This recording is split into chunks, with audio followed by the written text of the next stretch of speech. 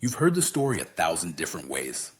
The Texas miracle, no state income tax, wide open land, big employers, bigger paychecks, a place where a man could work hard, buy a home, and watch his net worth climb while he slept.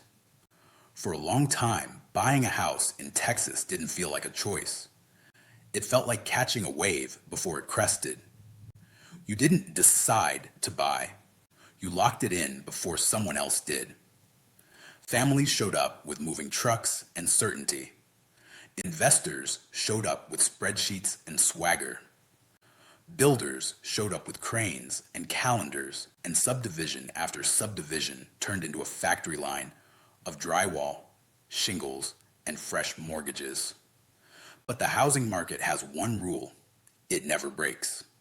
When growth moves faster than reality, when prices outrun incomes, when supply outruns true demand, when people start buying the story instead of the fundamentals, the plot always changes. And in 2026, across Texas, that change isn't whispering anymore. It's obvious.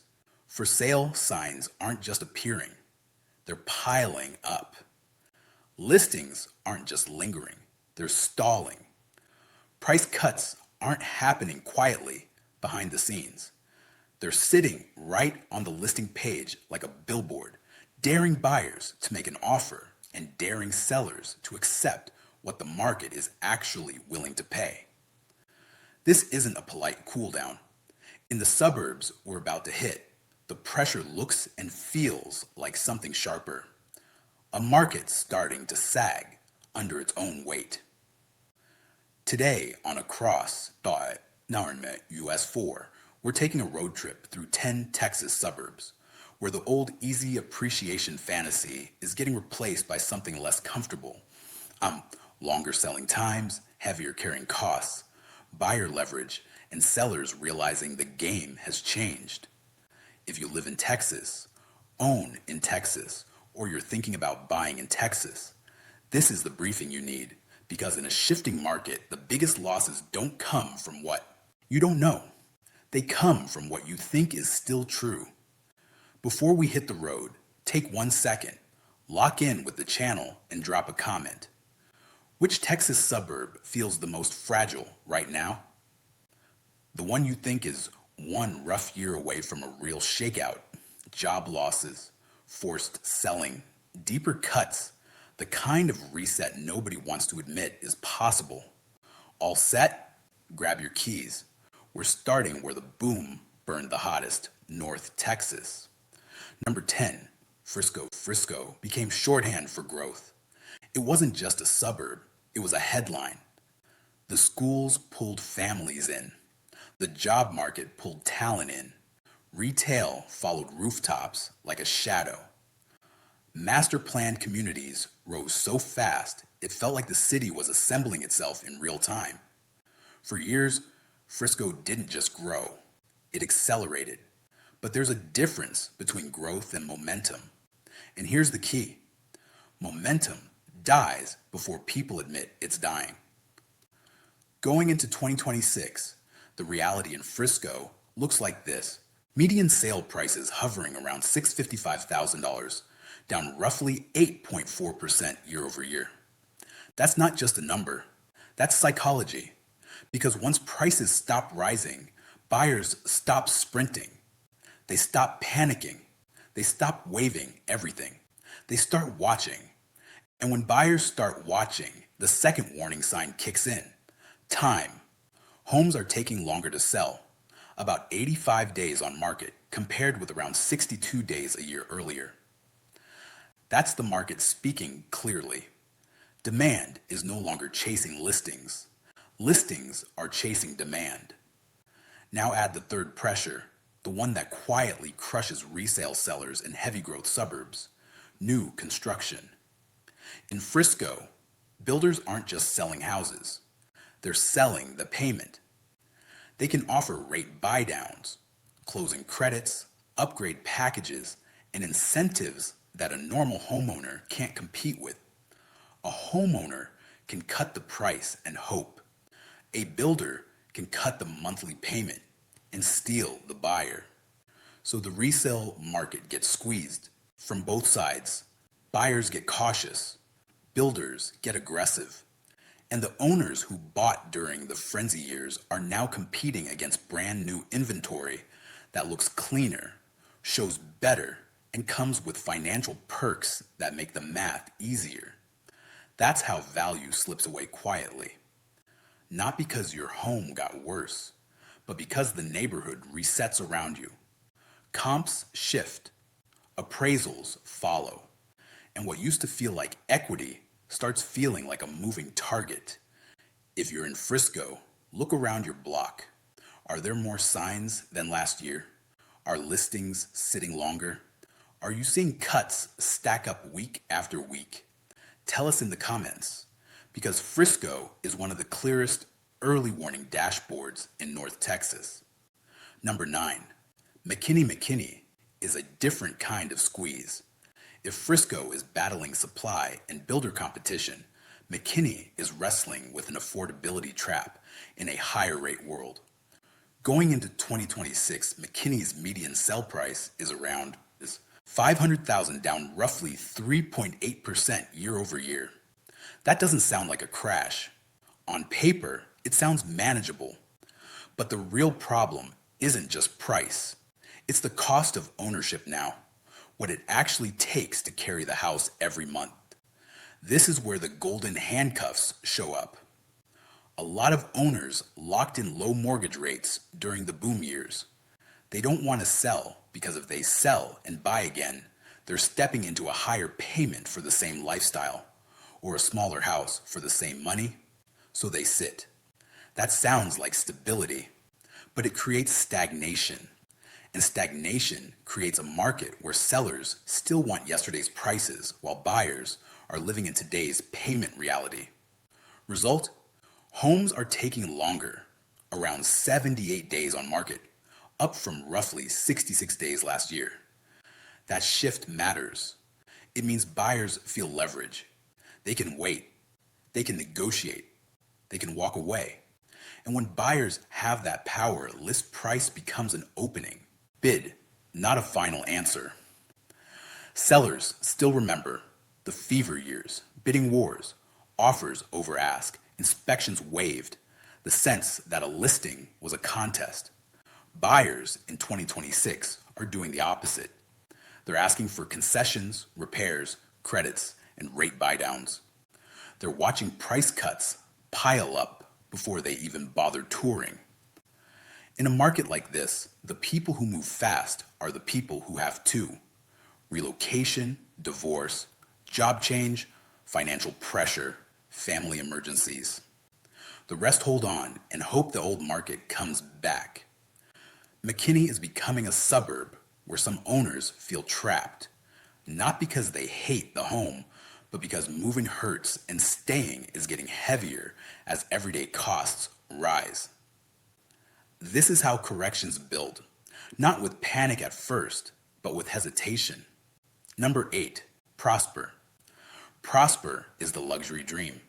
Bigger lots, bigger homes, bigger price tags. It was built on the assumption that move-up buyers would keep climbing, always upgrading, always paying more, always chasing the next level. But here's what people forget. Luxury markets don't break like starter home markets. They don't snap. They soften. They slow. They sit. Going into 2026, Prosper's median sale price is around $825,000, down about 9.8% year over year. That's meaningful, and it hits a segment that depends on confidence. Now look at the number that matters most in a softening luxury market: time. Homes are taking around 166 days to sell, up from roughly 86 days a year earlier. That is a major shift. That's not cooling. That's a market searching for its buyer. And in the luxury tier, time is expensive. A home sitting 5 months isn't just frustrating, it's financially painful. Higher property taxes, higher insurance, higher maintenance, higher utilities, bigger repairs, bigger everything. Every month unsold bleeds. So what happens? Price cuts, sometimes heavy ones. And in a high-end neighborhood, one serious cut can reset the entire area. It changes comps, it changes appraisals, it changes what buyers think is reasonable. It drags the next listing down before it even hits the market. Prosper is a reminder that wealth doesn't eliminate risk. Sometimes it concentrates it. Bigger numbers mean bigger swings. If you bought at the peak, you're watching the quiet side of the correction. The side that happens behind nice landscaping and polished listing photos that start to look stale after the 90-day mark. Number 7, Anna Anna is the exurban expansion play. The place people drove to when the closer suburbs got too expensive. During the boom, the logic was simple. If you can't afford Frisco, McKinney, or Prosper, you drive north until the price works. You find a builder, you find a lender, you sign, you move in. But distance isn't free. It charges you in time, fuel, stress, and quality of life. And in 2026, it's charging more as more employers push people back toward offices. Commuting becomes a daily tax. Going into 2026, Anna's median sale price is around $35,000, down roughly 12.6% year over year. One of the sharper drops on this list. That matters because Anna is payment sensitive. Many buyers stretch to qualify. Homes in Anna are also taking around 100 days to sell. That's not a quick market. And when demand slows in a new build heavy exurban area, competition turns ruthless because so many homes feel interchangeable. Same floor plans, same finishes, same streets, same builder packages. Buyers tour 10 similar homes and pick the cheapest one. That forces price pressure even when sellers refuse to accept it. This is also where negative equity risk grows. If you bought near the top with low down payment and value slide, selling becomes a problem, not a choice. Anna is a warning. When growth outruns infrastructure and commuting reality, demand can disappear faster than people expect. Number 6, Leander. Now we shift to the Austin region where the story becomes less about distance and more about the full cost of ownership. Leander was the default answer for people priced out of Austin. It grew fast, got national attention, and attracted families, investors, and anyone who believed the Austin engine would lift every nearby suburb forever. But in Texas, the purchase price isn't the full payment. Property taxes and insurance can turn a manageable mortgage into a monthly burden. Going into 2026, Leander's median sale price is around $437,000, down about 6.2% year over year. Homes are taking about 110 days on market, up from around 64 days the year before. That shift says buyers aren't rushing. They're negotiating. They're demanding deals that offset the monthly reality. And the monthly reality hits hard when escrow adjusts. Taxes rise, insurance renewals climb, and what looked affordable on closing day becomes a different number a year later. Now layer in investor activity. Investors who counted on rent growth and easy appreciation are learning that rising taxes and insurance eat cash flow. When enough investors decide to exit, listings show up in clusters. Clusters create sudden supply. Supply pushes down prices. Leander is becoming a harsh reminder. In Texas, home ownership is a full cost equation, not just rate, not just sticker price, the whole stack of expenses. Number 5, Georgetown became a magnet for retirees and people looking for a calmer chapter. It was marketed as the soft landing, trade an expensive state for Texas, live comfortably, stretch your dollars, breathe easier. But retirement depends on predictability. And the problem in 2026 is that costs are rising in ways fixed incomes can't easily absorb. Going into 2026, Georgetown's median sale price is around $425,000, down about 8.5% year over year. Homes are taking around 123 days to sell. That tells you buyers are cautious and sellers are waiting. Here's the pressure point. If you're on a fixed income, rising, taxes don't feel like policy. They feel like threat. Rising insurance doesn't feel like inconvenience. It feels like a bill that keeps climbing while your income stays flat. Stack that on top of repairs, utilities, healthcare, and inflation. And people start asking a hard question. Is this home still affordable to keep, even if it was affordable to buy? Retiree-heavy markets can look stable until affordability shifts just enough to pause the buyer pool. When buyers pause, inventory builds. When inventory builds, sellers cut or sit. When sellers sit, uncertainty grows. Buyers sense that uncertainty and push harder for discounts. Georgetown is living a reality a lot of retirement destinations face. The dream only works if the ongoing costs don't spike. Number 4, Kyle is more than a suburb. It's a case study in how investor strategies can distort a housing market. During the frenzy years, large-scale buyers treated homes like inventory. Fast offers, bulk purchases, algorithm-driven decisions. The plan was simple. Buy quick, rent quick, or flip quick. Assume demand stays hot. Assume prices rise. In a fast-growing corridor, the story looked believable. But when markets turn, bulk ownership becomes a danger. Institutions don't negotiate like families. They liquidate. They accept losses to clear inventory. And when they sell, they set comps. That's why investor-heavy suburbs can feel fine until they don't. Going into 2026, Kyle's numbers look mixed depending on the snapshot. A citywide median around 360,000 showing slight strength, but broader local zip-level data around Kyle showing softness closer to 310,000 with declines year over year. That uneven picture is exactly what makes Kyle risky. Some pockets hold, some slide, and uncertainty spreads.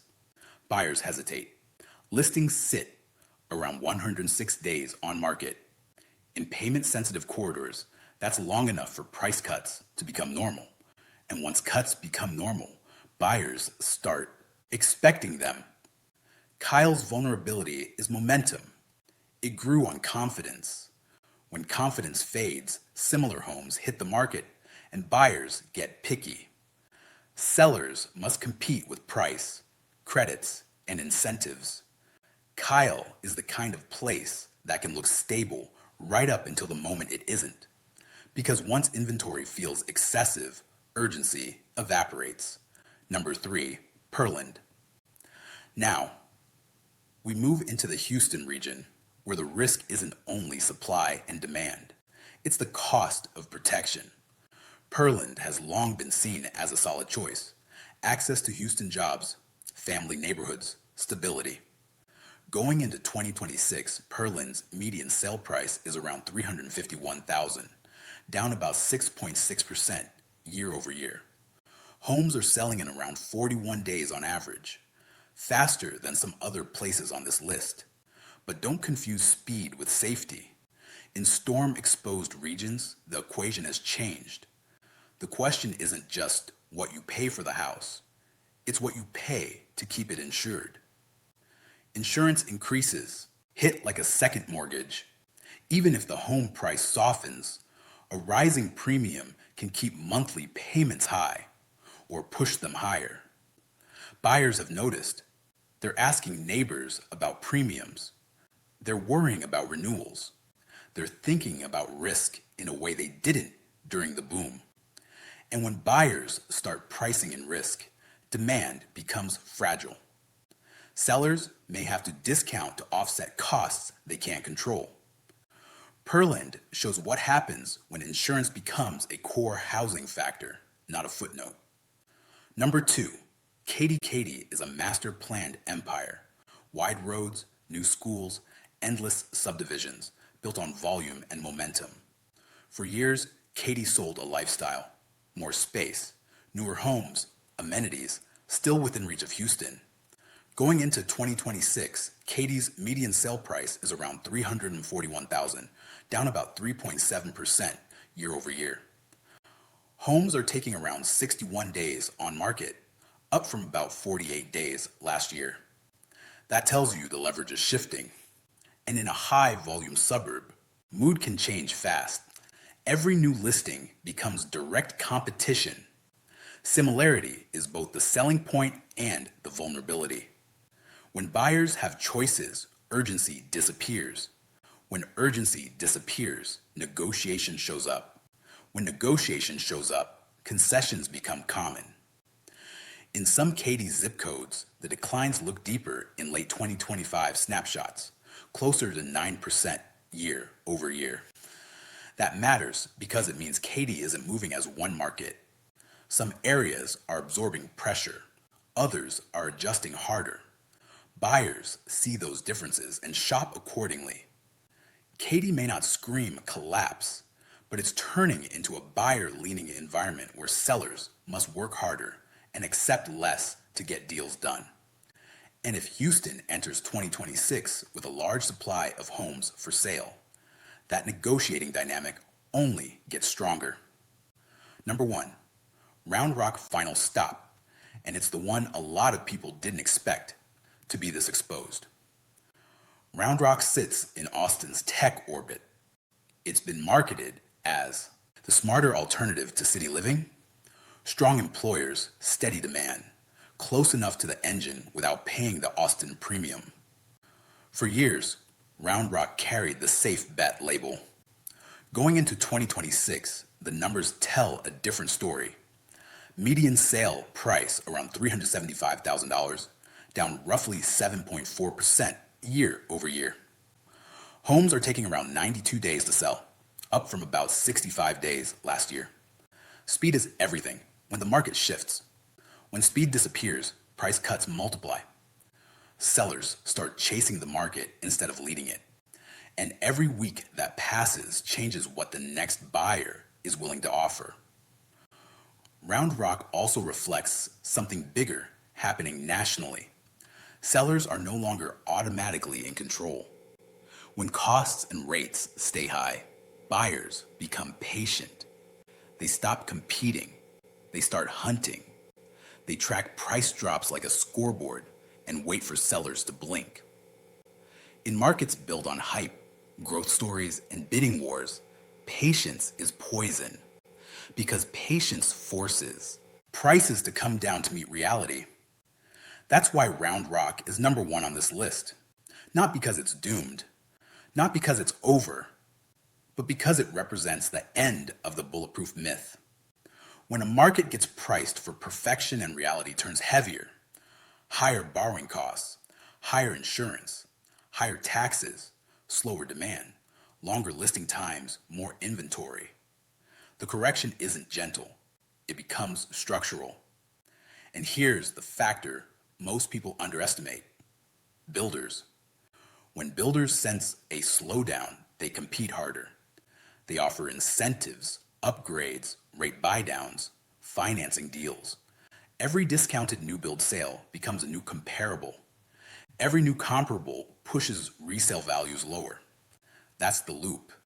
And once it starts, it doesn't stop just because sellers wish it would. What this road trip really shows North Texas is wrestling with supply and new build competition that can suffocate resale sellers. Central Texas is feeling the carrying cost, shock, taxes, insurance, and monthly payment realities, squeezing buyers and owners even when prices soften. Houston area suburbs are learning that insurance and risk perception can reshape demand without a dramatic crash headline. This doesn't mean every corner of Texas is collapsing. It does mean the era where sellers held all the cards is over in a lot of places. And in a fragile market, conditions can shift fast. If you own in one of these suburbs, don't watch the headlines. Watch the local signals. Days on market, price reductions, builder incentives. How many listings sit vacant? How many back on market listings reappear? How many sellers start offering credits just to get a showing? Those are the early warnings, long before the mainstream narrative catches up. If this breakdown helped you understand what's really happening across Texas going into 2026, share it with someone who needs it. Subscribe to Across Do Us 4 so you don't miss the next deep dive. And drop a comment. Which suburb should we cover next? And is your neighborhood starting to feel the pressure? We're not here for the fantasy. We're here for the truth after the hype.